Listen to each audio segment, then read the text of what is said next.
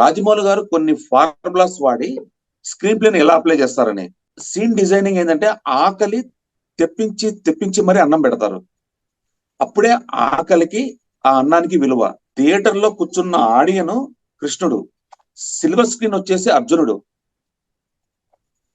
ఆడియన్ కొట్టమన్నప్పుడే యాంటాగ్రిస్ట్ ప్రొటాగ్రిస్ట్ కొడతాడు. అంటే అర్జునుడికి కృష్ణుడు ఆదేశిస్తాడు పలానా టైంలో కొట్టు అని.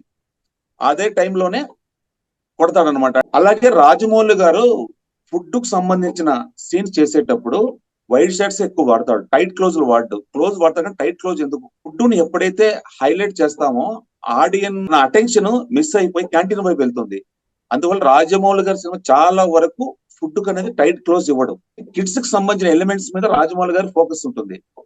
కిడ్స్ కు సంబంధించిన ఎలిమెంట్స్ ఎందుకంటే చిన్న పిల్లలకు కనెక్ట్ అయింది అనుకోండి సీన్, వాళ్ళ ఫ్యామిలీని మొత్తం వాళ్ళు డిస్టర్బ్ చేసి థియేటర్ తీసుకెళ్లిపోతారు.